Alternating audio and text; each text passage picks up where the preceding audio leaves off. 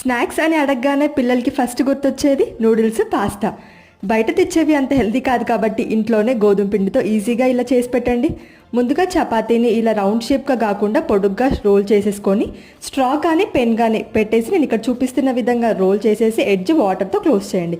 ఇదే విధంగా అన్నిటినీ కూడా ప్రిపేర్ చేసి పక్కన పెట్టేసుకోండి. ఇప్పుడు ప్యాన్లో ఒక 2 గ్లాసుల వరకు వాటర్ వేసుకొని ఇందులో 1/2 table spoon salt, 1 table spoon oil వేసుకొని మనం రోల్ చేసి పెట్టుకున్న చపాతీ రోల్స్ కూడా వేసేసి క్యాప్ పెట్టేసి ఒక్క లో ఫ్లేమ్లో పెట్టి ఒక 5 నిమిషాలు ఉడికిస్తే సరిపోతుంది. నెక్స్ట్ వాటర్ లేకుండా ఈ రోల్స్ని పక్కకు తీసేసి చిన్న చిన్న పీసెస్గా కట్ చేసుకోవాలి. ఇప్పుడు ప్యాన్లో ఒక 1/2 టేబుల్ స్పూన్ ఆయిల్, జీరా, వెల్లుల్లి, ఆనియన్స్ అన్నీ సన్నగా చాప్ చేసుకొని వేసుకోవాలి. ఇవి ఫ్రై అయిన తర్వాత పచ్చిమిర్చి, 2 టొమాటోస్ నుంచి తీసిన ప్యూరీ వేసేసుకొని సాల్ట్, కారం, పసుపు వేసుకొని బాగా ఫ్రై చేసుకోవాలి.